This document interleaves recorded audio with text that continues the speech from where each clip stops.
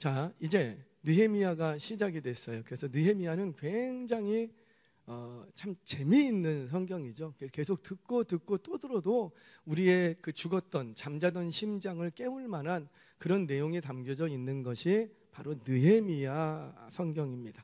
자, 오늘은 이 느헤미야 본문을 찾아가면서 과연 나도 하나님 앞에 응답받는 인생이 되고 싶은데, 나도 한번 하나님 앞에 응답받는 인생 되고 싶은데, 그게 내 꿈이든 하나님의 꿈이든, 할렐루야, 나도 응답받고 하나님의 역사를 경험하고 하나님 앞에 쓰임받는 인생 되고 싶은데, 과연 어떻게 해야, 어떤 사람을 통해서 하나님이 쓰시는가.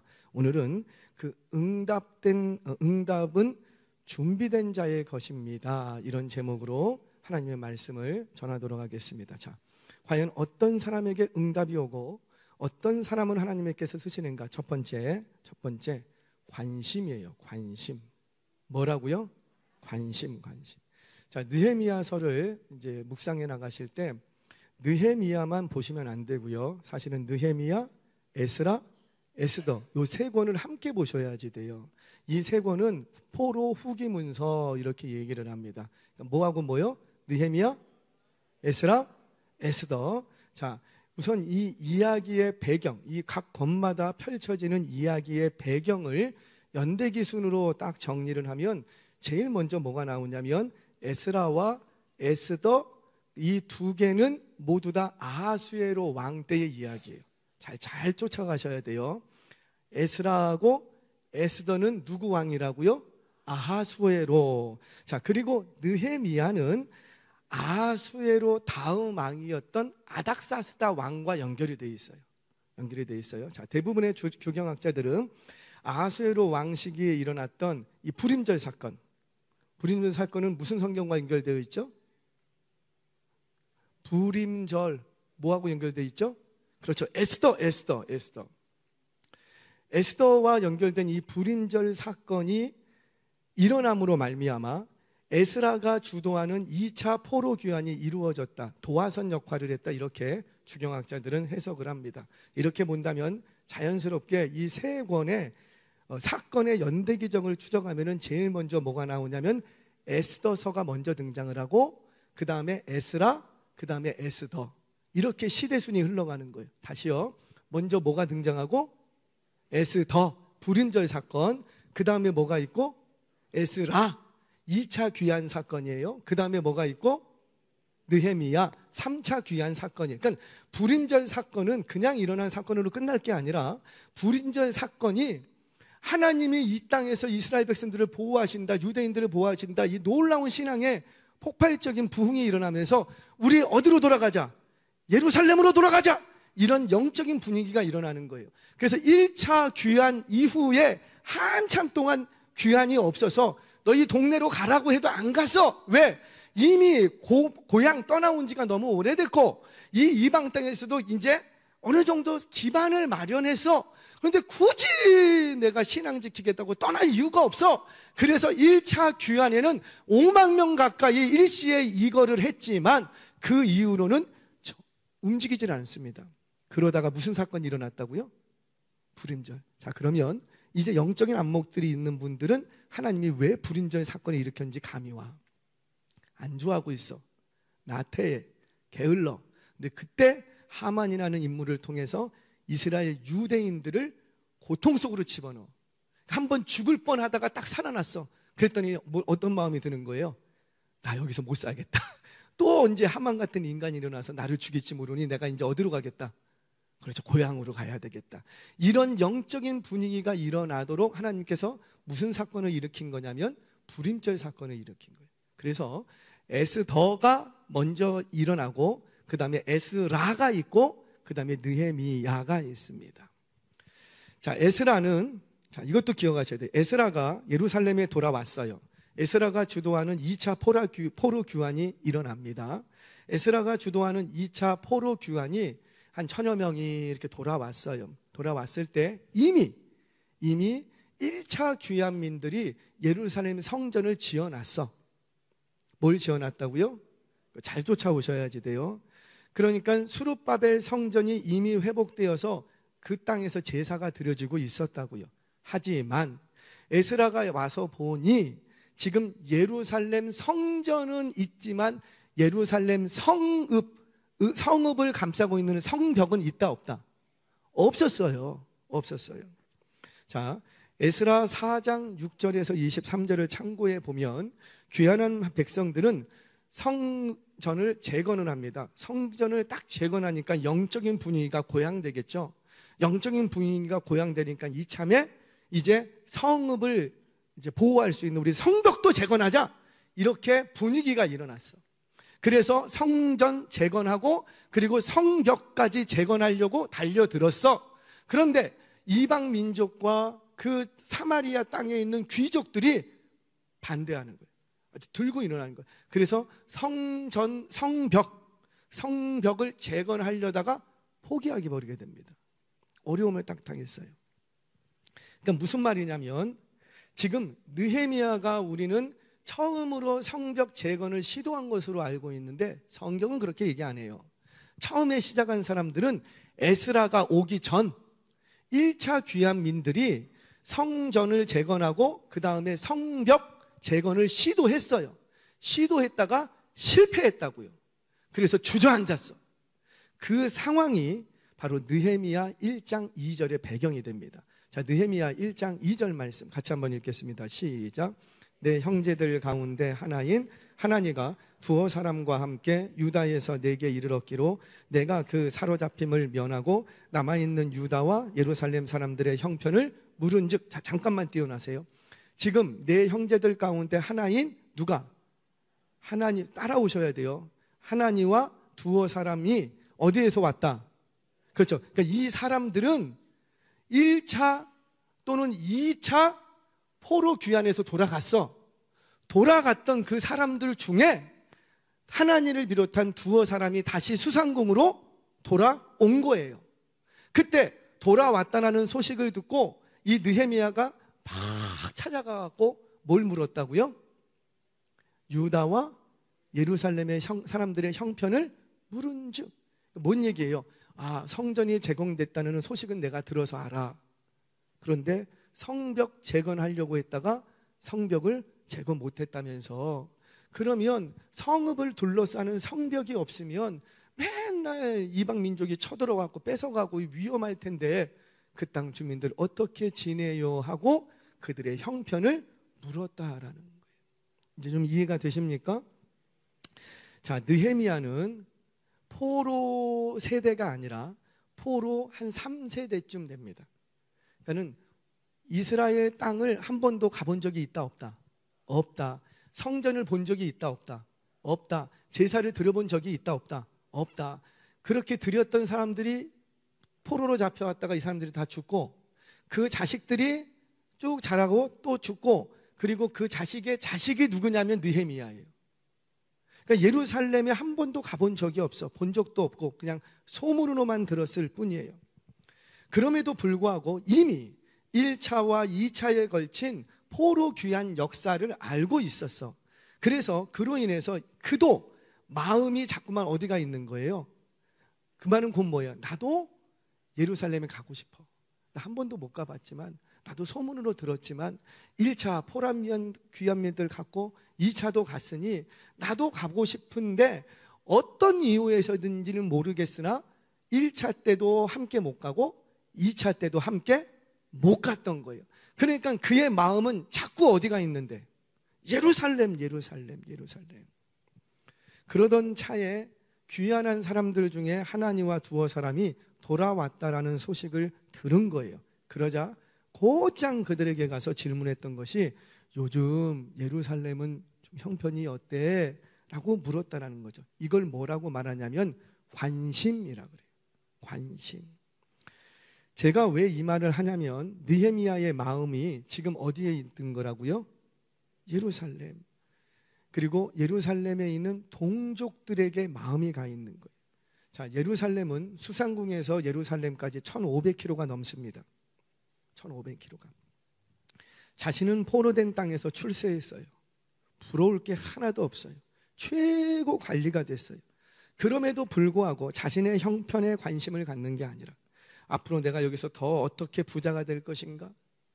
왜 그러죠? 아주 가난한 사람들은요, 가난이 오래되면 부자 되고 싶은 마음도 없어요. 근데 누가 부자가 되고 싶은 사람, 누가 부자가 되고 싶을까요? 돈 맛을 본 사람이 부자가 되고 싶죠. 그러니까 뭔가 가져본 사람이 더 가지고 싶지, 아직 가진 게 없는 사람들은 가지고 싶은 마음도 없어요. 그러니까는 이 느헤미야는 얼마든지 지금 자신의 처지를 디딤돈 삼아서 더 출세할 수 있고, 더 성공할 수 있고, 더 부유해질 수가 있다고요. 그럼에도 불구하고 그의 관심은 더 출세하고, 더 부자가 되고, 더 갖는 것에 있는 것이 아니라 그의 마음은 항상 어디가 있었다고요? 예루살렘, 예루살렘. 영적인 유산이 있는 예루살렘, 예루살렘. 여러분, 저와 여러분에게도 좀 이런 마음이 있기를 바랍니다. 하나님의 역사는, 하나님의 응답은 누구에게 오느냐? 관심이 어디 있느냐에 따라서 응답이 달라지는 거예요. 내가 맨날 돈에만 관심이 있어. 그러면 응답이 뭘로 오고? 어떤 식으로든지 돈은 와요. 내가 돈 벌려고 작정하고 열심히 한번 살아보시려고 쓸 거 안 쓰고 막 남한테 안 뺏기려고 깎고, 그러면 돈이 있을까요, 없을까요?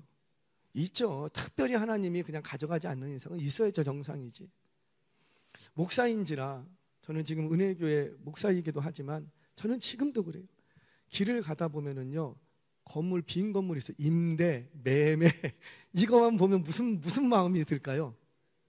여기다 교회를 세워야 되는데. 하여튼간 뭐 이렇게 빌딩 지어지고 있으면 저기 12층에다가 교회를 세워야 되는. 맨날 빈 건물, 임대, 몇 평, 이것만 보면 지금도 여기에 교회 세워야 되는데, 여기에 교회 세워야 되는데. 왜 그런 거예요? 제 마음이 거기에 있기 때문에 그래요. 거기. 저는 계속 그렇게 있으면 반드시 하나님이 응답해 주실 줄 믿습니다. 그러니까 저희 은혜교회는 힘 주시는 대로 교회를 많이 세워야 돼요. 교회를. 자, 여하튼 간에 사랑하는 여러분, 하나님의 역사는 어디로부터 시작되냐면 관심으로부터 시작되는 거예요.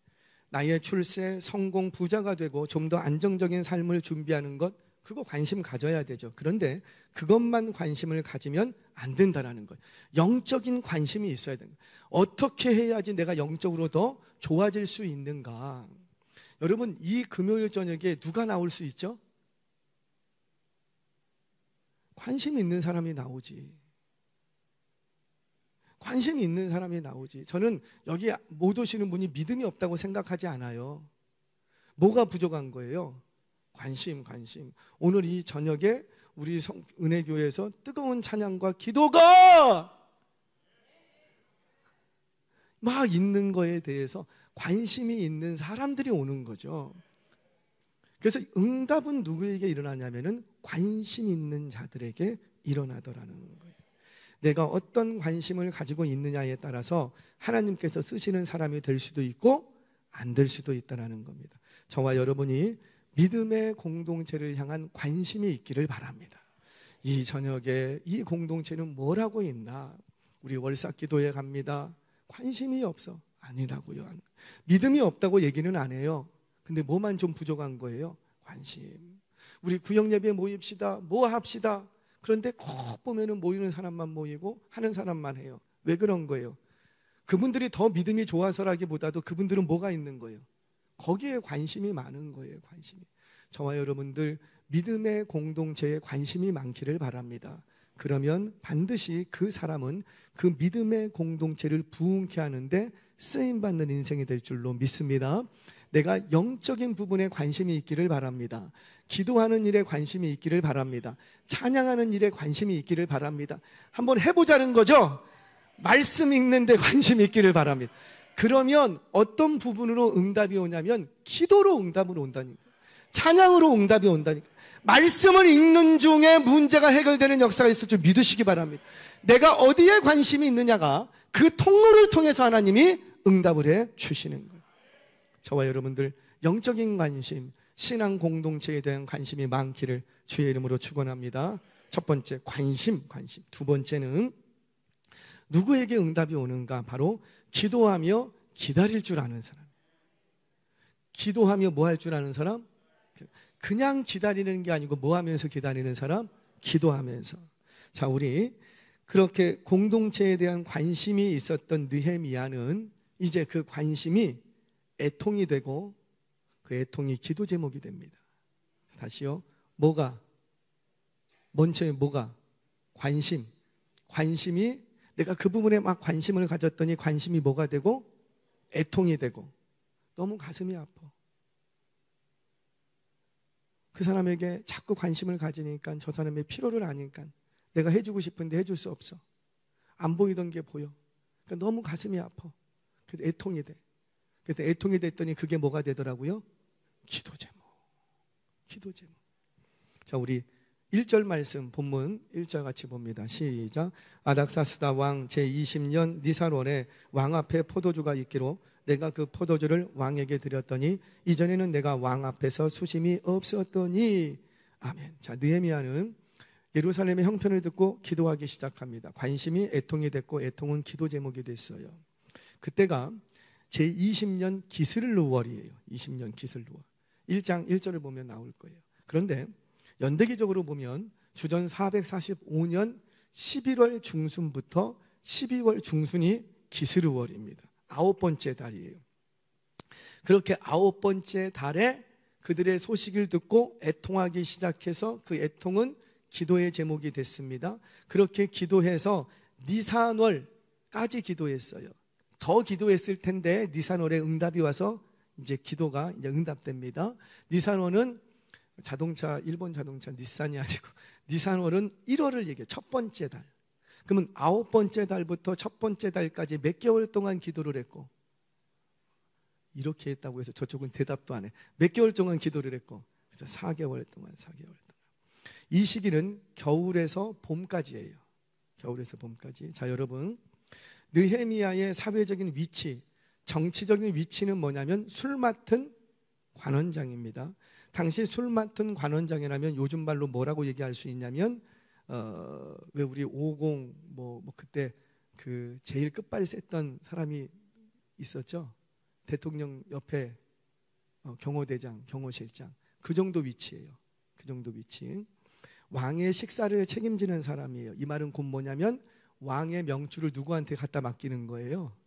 그렇죠. 술 맡은 관원장한테 맡기는 거예요. 밥은 안 먹어도, 떡은 안 먹어도 뭐는 먹어야 돼요? 아니, 술이라고 말하면 안 되고 물은 먹어야지. 물은 먹어야지. 그러니까 술 맡은 관원장이라면 이 왕의 목숨줄을 누구한테 맡긴 거라고요? 느헤미야한테 맡긴 거라고요. 자, 아무나 맡깁니까? 왕의 최측근이에요.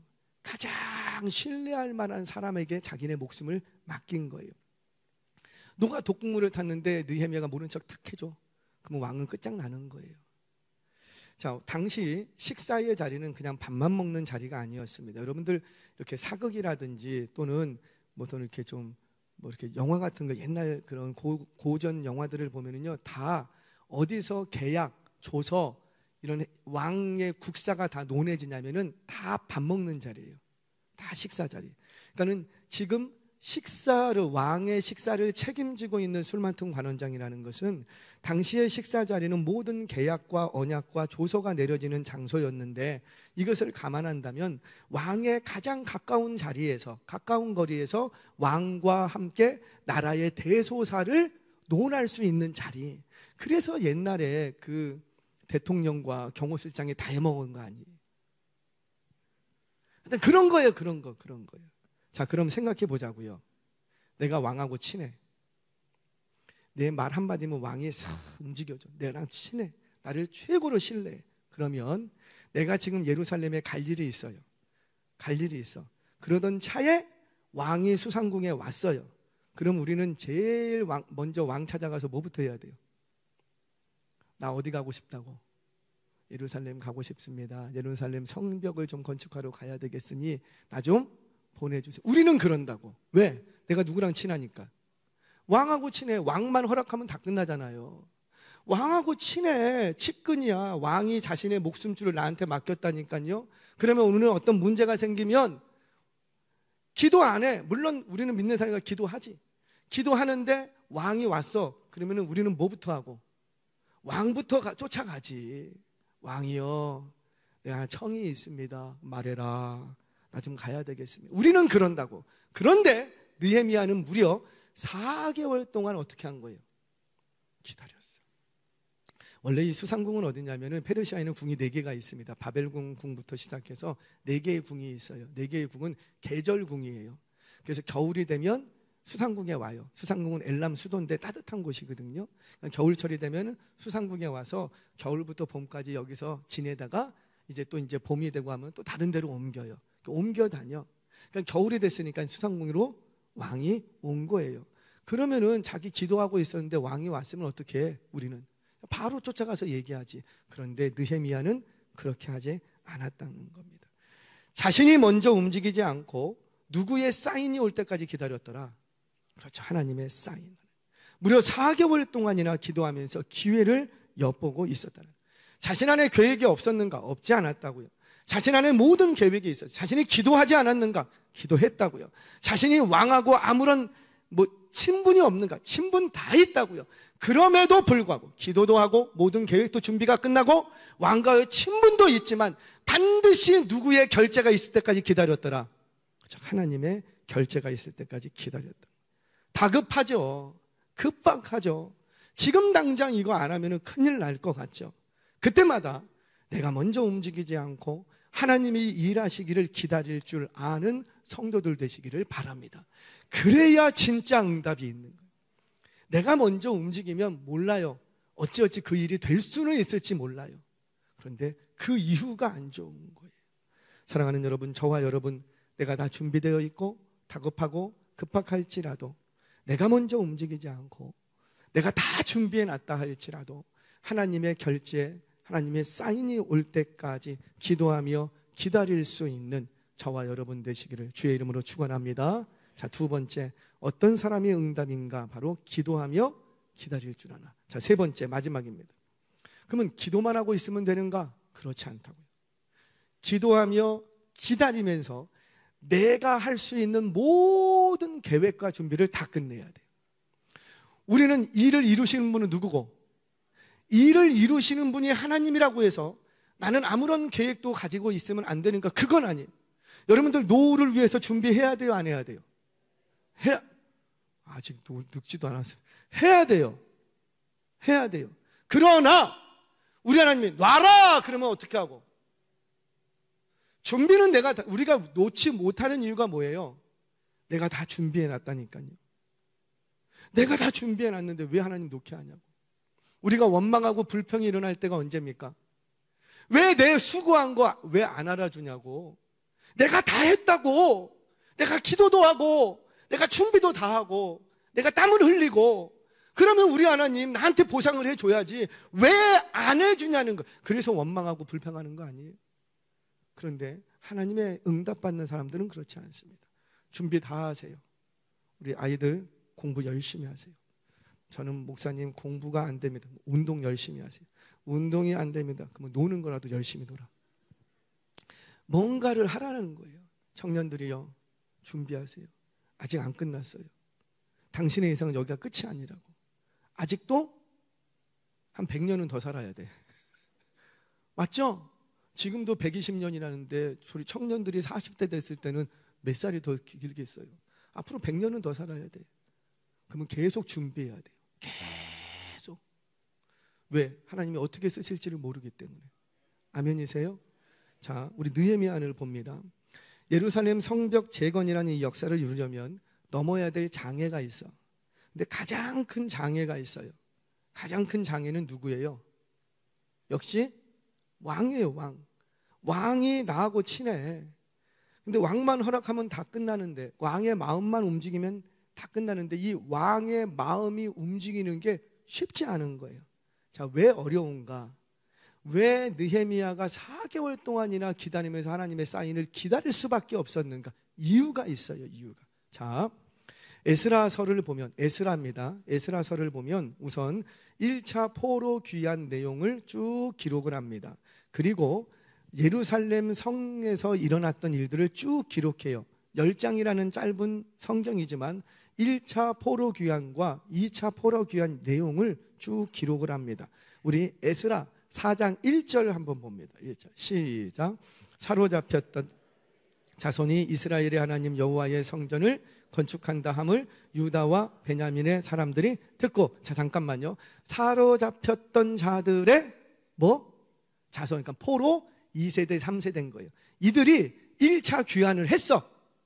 포로 잡혔던 자들의 자손이 이스라엘의 하나님의 여호와의 성전을 건축하기 위해서 1차 귀환을 했어요.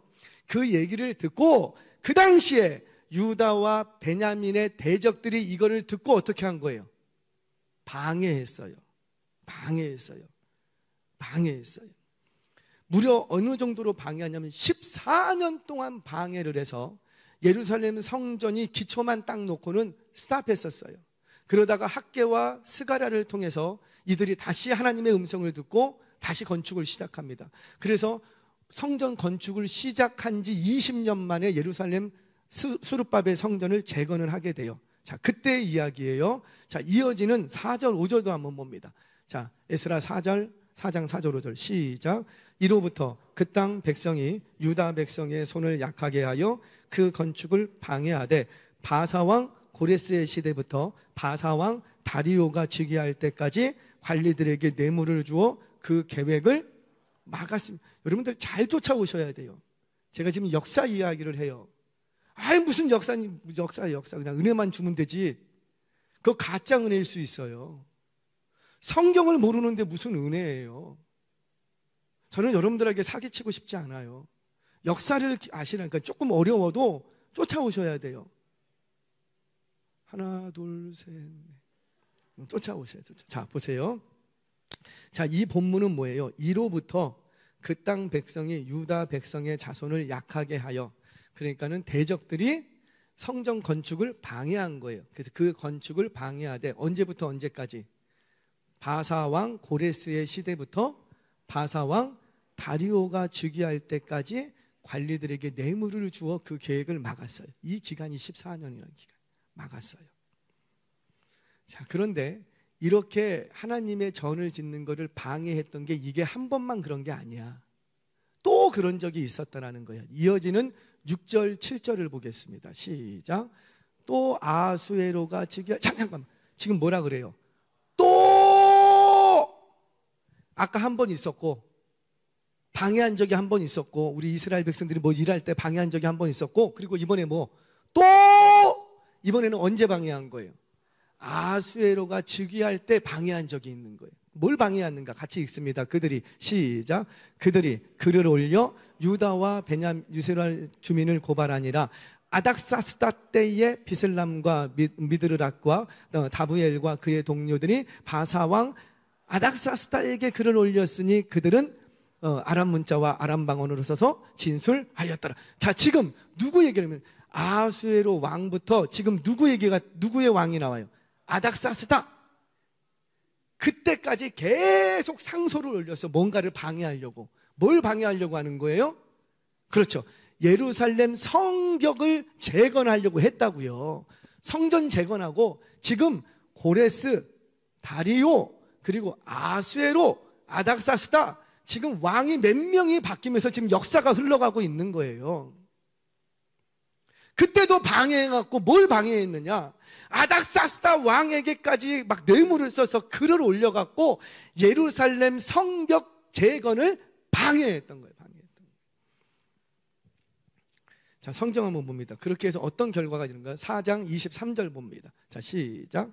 아닥사스다 왕의 조서 초본이 르흠과 서기관 심세와 그의 동료 앞에서 낭독되매 그들이 예루살렘으로 급히 가서 유다 사람들을 보고 권력으로 억제하여 그 공사를 그치게. 자, 조서를 내렸어. 공사 스탑. 근데 그 조서를 내린 장본인이 누구야? 아닥사스다 왕. 근데 이 아닥사스다 왕이 누구냐면 지금 수상궁의 느헤미야 앞에 있는 그 왕이라고.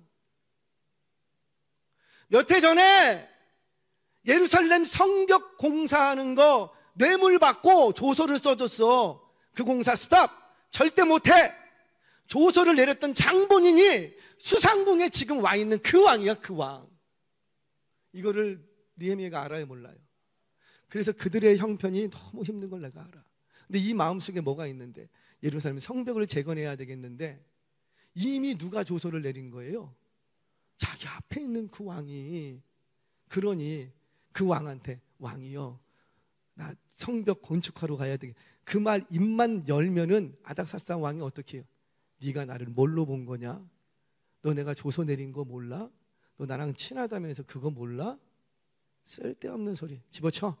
그러면 끝나는 거예요. 그래서 느헤미야는 뭘 택한 거예요? 기다리고 기다리고 기다리고 기도하면서 계속 기다리는 거예요. 언제까지? 하나님이 왕의 마음을 움직일 때까지 기다리는 거예요. 저와 여러분도 기다릴 줄 아는 인생 되시기를 바랍니다. 자, 그런데 더 중요한 건, 그러면 기다리면서 기도만 하고 있었는가? 아니에요. 기다리면서 온갖 계획을 다 세웁니다. 다 세워. 자, 첫 번째, 왕이 허락을 해야 돼. 자, 두 번째, 거기까지 가려면은 비자 문제가 해결돼야 돼요. 통해. 그래서 이미 느헤미야는 머릿속으로 이스라엘을 1500km 떨어져 있는데 하여튼간 밤마다 수십 번은 왔다 갔다 해서 어디를 통과해서 가야지 제일 빠르고, 어디에 가면 누가 있고 다 알아. 근데 어디 가면은 돈 써야 되고, 어디 가면은 이거는 돈으로 안 되고, 이거를 꿰차고 있어. 하여튼 4개월 동안 기도하면서 이스라엘 땅을 수십 번은 왔다 갔다 한 거야. 그리고 딱 결론 내렸어요. 아, 이거는 뭐가 필요하다? 비자가 필요하다. 자, 우리 성경 봅니다. 우리 6절 같이 한번 읽겠습니다. 시작. 그때에 왕후도 왕 곁에 앉아 있었더라. 왕이 내게 이르시되 내가 몇 날에 다시 올 길이며 어느 때에 돌아오겠느냐 하고 왕이 나를 좋게 여기기로 기한을 정하고. 아멘. 자 보세요. 자, 비자 문제 되기 전에 왕이 딱 물었어요. 너 언제 갔다 올래? 라고 물었어요. 그랬더니만 이 느헤미야가 뭐라고 얘기해요? 내가 기한을 정하고. 여러분, 1500km예요. 가는데 수개월 걸려요. 질병이 있을지, 강도를 당할지, 어떤 일이 당할지 몰라. 그리고 공사, 건축하는 게 쉬운 일입니까? 어떤 변수가 일어날지 몰라. 요즘도 내 언제까지 공사 마치겠습니다. 그리고 잘 맞춰요? 그거 지금도 안 돼. 그런데 왕이 물었어요. 너 언제 갔다 언제 올래? 그러니까 이 느헤미야가 거침없이 내가 언제까지 오겠습니다. 딱 얘기합니다. 어떻게 이럴 수 있어요? 이미 몇 번 갔다 왔어. 그리고 이미 자신의 머릿속에 공사 일정이 다 있어. 내가 가면은 첫째 날 어떻게 하고 둘째 날 내가 며칠 만에 딱 끝내고 오겠다.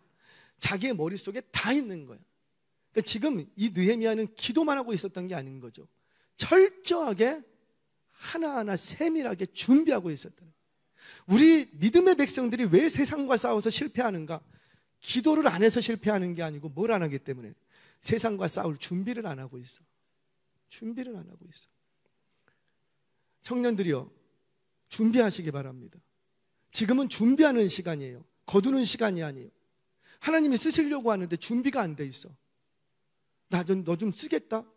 기도 많이 했거든. 나 좀 쓰임 받게 해주세요. 그래, 내가 너 쓸게. 근데 이렇게 봤더니 내가 여기다 너를 써야 되는데 너가 그게 준비가 안 됐네. 그래서 못 쓰신다고. 준비하시기 바랍니다. 자, 또 봅니다. 7절 같이 읽겠습니다. 시작. 내가 또 왕에게 아뢰되 왕이 만일 좋게 여기시거든 강서쪽 총독들에게 내리시는 조서를 내게 주사 그들이 나를 용납하여 유다에 들어가기까지 통과하시고. 아멘. 비자 문제 해결돼야 되는 거야. 그러니까 뭘 요청해요? 비자 주세요. 비자. 자, 또 이것만 있는 게, 자, 8절도 한번 봅니다. 8절 시작. 또 왕의 살림 감독 아삽에게 조사를 내리사 그가 성전에 속한 영문의 문과 성곽과 내가 들어갈 집을 위하여 들보로 쓸 제목을 내게 주게 하옵소서 하며 내 하나님의 선한 손이 나를 도우심으로 왕이 허락하고. 지금 공사하는데 어떤 규모로 해야 되고 거기에 필요한 자재, 그 땅에는 없을 거니까 여기서부터 가져가야 되는데 얼만큼의 자재가 필요한지 물량을 이미 머릿속으로 다 계산하고 있어. 야, 대단하죠. 그리고 이 물량을 그 당시에 관리하고 있었던 관리가 누군지를 정확히 집어냅니다. 뭐 옆집에 살고 있어요? 아니에요. 얼마큼 떨어져 있는지 몰라. 페르시아가 127도라고요. 엄청나게 넓은 땅인데 이 땅에서 이 제목을 나에게 내줄 수 있는 권위 있는 사람이 누군지를 정확히 알아. 왕의 살림 감독 아삽에게 지금 뭐 한 게요? 뭐 한 게요? 뭐 한 거예요? 사전조사가 다 끝났어. 여러분 보이십니까? 이미 내가 필요한 물자를 다 계산하고 그 물자가 누가 관리하고 있는 것까지 다 계산하고 이미 자신 안에 모든 계획. 그러니까 제가 볼 때는 느헤미야는 그냥 얼굴이 초췌할 만해. 잠 잤을까요? 못 잤을까요? 밤마다 예루살렘 설벽 올랐다 쌌다 높였다 쌌다 높였다가 무너뜨렸다 높였다 무너뜨렸다 수십 번은 한 거예요. 이미 머릿속에서 시뮬레이션이 다 끝났어. 그러니까 딱 가자마자 며칠 만에 공사 끝내고 52일. 어떻게 52일 만에 끝내요? 수십 번 수백 번 수고한 거예요. 눈 감고도 하는 거예요. 눈 감고도. 느헤미야의 이 자세를 보시기 바랍니다. 말씀을 정리하도록 하겠습니다. 여러분, 세상에서 이런 말이 있죠. 기회는 준비된 자의 것이다. 틀린 말 아니에요. 기회는 누구에게나 옵니다. 그런데 어떤 사람에게는 그 기회가 정말 인생을 변화시킬 기회가 되는가 하면 어떤 사람에게는 기회가 와도 그것이 기회를 모르는 거예요. 왜? 기도를 안 해서가 아니라 너무 준비를 안 해놨어. 제가 간증 하나만 하고 마치겠습니다. 제가 부산에서 부교육자로 사역을 했어요. 청년부를 지도하고 교구 사역을 하면서 매주 목요일이 되면 부산에 있는 대학이 참 많거든요. 20몇 개인가 부산에 있어요. 그중에 8개 대학을 아침에 출발을 해서 성경 공부를 합니다. 아침에 딱 부산대부터 시작을 해갖고 경성대부터 시작을 해서 쭉 해갖고 부산대 해갖고 막 동의대까지 해갖고 쭉 한 바퀴를 돌아요. 8개 대학을 돌아다녀요.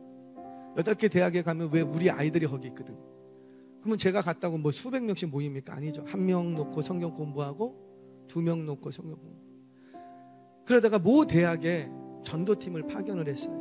이 모 대학이 어떤 대학이냐면 돼지 머리를 갖다 놓고 고사하는 대학. 근데 이 이사장이 바뀌면서 우리 학교는 기독교화로 바뀌겠다. 원래 이전에 부산에 기독교 학교였는데 이사장이 바뀌면서 돼지 머리 갖다 놓는 학교로 바뀌었다가 또 이사회가 바뀌면서 우리 학교는 옛날로 돌아간다. 그래서 다시 기독교 학교로 바뀌었어요. 그러면서 교목님을 서울에서 초빙해 왔어요. 남서울교회 부목사님이셨는데 초빙을 해왔어요. 그래서 교목으로 모셨어요. 제가 그 학교를 전도 갔다가 성경 공부 갔다가 이 교목님하고 딱 맞은 거예요. 너 서울에서 왔어? 나도 서울에서 왔어. 왜 좀 통하는 게 있잖아요. 채플을 해달래. 학교가 기독교 학교로 바뀌면서 채플 1학점을 줘. 패스해요. 그러니까 전학년이 다 패스해야지 돼요. 한 강의 타임을 딱 한 400명씩 앉아있어요. 얘들은 예수 안 믿는 애들이에요. 400명도 한 번 갈 때마다 2타임씩 해. 그럼 몇 명에게 복음 전하고? 800. 내가 어디 가서 800명씩 전해? 800명씩 12번 하면 몇 명이에요? 9,600명. 한 학기에 10,000명한테 계속 복음을 전할 수 있어. 제가 어디 가서 전해요? 할렐루야. 나한테 기회를 주셨다. 제가 하겠습니다. 채플을 들어갔어요. 제가 그때 깨달았어요. 애들이 이렇게 앉아 있어요. 대학교니까 어때? 얘들 안 믿는 애들이에요. 안 믿으니까 막 손잡고 막 파묻혀 있고 막 잠자고. 왜? 그냥 앉아만 있어도 1학점을 주니까. 패스니까. 모든 학생들이 다 와 있어. 거기서 제가 설교를 했습니다. 채플이니까 설교를 하잖아요. 설교 딱 한 번 하고 교목님 찾아갔어요. 교목님, 저 못하겠습니다. 아니, 이놈의 인간들이 내 설교를 안 듣습니다. 누가 이상한 거예요? 내가 이상한 거예요. 예수 안 믿는데 설교 안 듣는 그 사람들이 이상한 거예요. 그렇지.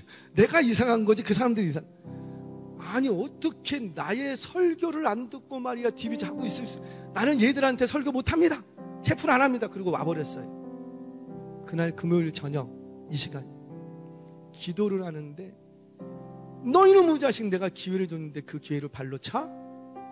네가 어디 가서 10,000명한테 복음을 전해? 어디 가서 복음은 안 듣는 사람한테 전해야 되는 거 맞는가? 이 마음을 확 주시는데 그냥 꼬꾸라져서 회개하면서 기도해. 주여, 내가 잘못했습니다. 기회를 주시는 내가 그걸 몰랐습니다. 왜? 누가 준비가 안 돼 있는 거예요. 그 사람들이 문제가 아니고 내가 준비가 안 된다. 그때 알았어요. 교회에서 설교 같지 않는 설교를 들으면서도 아멘 해주시는 성도님들이 계신다는 게 너무 감사해. 할렐루야. 걔들은 안 그런다니까요. 그래서 교회 설교가 나는 얼마나 고마운 줄 알아요. 해봤기 때문에. 내 말이 말 같지 않아도 막 그냥 아멘 해주시는, 은혜 받았으면 이게 얼마나 감사한지. 다시 교목님한테 전화를 했어요. 교목님, 제가 실례했습니다. 다시 한 번만 기회를 주세요. 그래서 제가 2학기를 했어요. 그러니까는 여기 올라와 갖고 여러분 할렐루야 이러면 돼요, 안 돼요? 걔들한테는 안 돼. 일단 재미가 있어야 돼. 얘들이 눈이라도 떠야 뭘 내 설교를 듣지. 그러니까 오만 쇼를 다 하면서 설교를 하는 거예요. 2학기를 1년을 했어요. 1년을 딱 하고 나니까 이제 그 교목님이 저한테 그래요. 목사님 진짜 캠퍼스 복음화를 위해서 사역하고 싶으시면 교수가 돼야 됩니다. 저한테 강의를 주겠다는 거. 놀라지도 않아. 대학교 강사가 되는 거예요. 교수는 아니면 시간제 강사. 그래도 다 교수라고 해주잖아요. 강사. 왜냐하면은 자기가 하고 있는 수업 과목 중에 하나나 2개를 나한테 주겠다라는 거예요. 왜? 그래야 제자가 생긴다는 거죠. 그래야 진짜 사역이 시작된다고 저한테 팁을 주는 거예요. 와, 내가 어디 가서 거기 일반 대학교예요. 부산에서 큰 대학입니다. 일반 대학교에 그래도 시간 강사나 교수라는 소리 들으면서 애들 앞에서 이게 얼마나 큰 기회예요. 저한테는 이룰 생각도 못해. 할렐루야, 나한테 기회가 왔다. 그래서 하겠습니다. 무조건 해야지. 이거는 못해도 해야지. 살에 필요 없습니다. 무조건 하겠습니다. 그리고 딱 하려고 하는데 걸리는 게 하나 있어. 뭐예요? 뭐가 걸려요? 학위.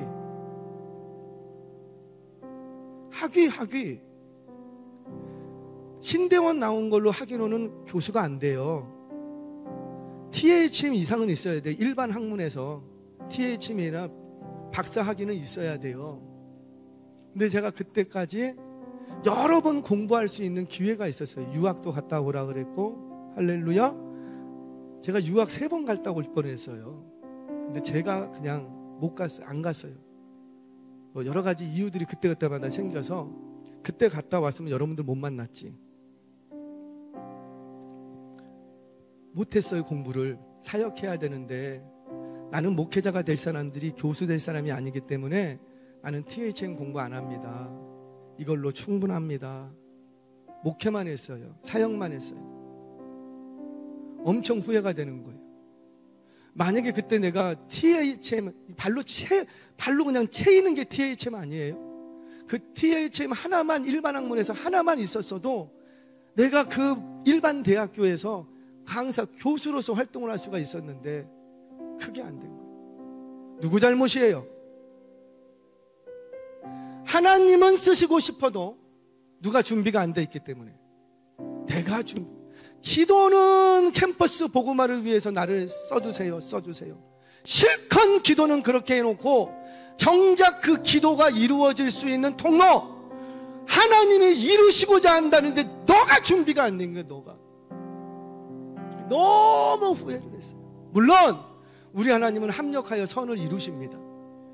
그때 못했던 게 제가 그래서 서울 오자마자 THM 시작을 한 거예요. 그래서 오자마자 한 거예요. 어떻게 하나님이 쓰실지 모르니까. 사랑하는 여러분, 정말 응답받는 사람들은 어떤 사람들이냐 기억하세요. 첫 번째, 관심이 있어야 돼요. 그 관심이 있는 곳으로 역사하십니다. 두 번째는 기도하면서 기다릴 줄 알아야 돼요. 그런데 기다리고만 있으면 안 되고 철저하게 준비하십시오. 여러분들에게 주신 꿈과 비전과 하나님의 주신 계획을 내가 이루어드리고 싶다면, 낯쓰임 받는 인생 되고 싶다면 기도하고 준비하시기 바랍니다. 그렇게 할 때 하나님이 놀랍게 응답해 주실 줄 믿으시기 바랍니다.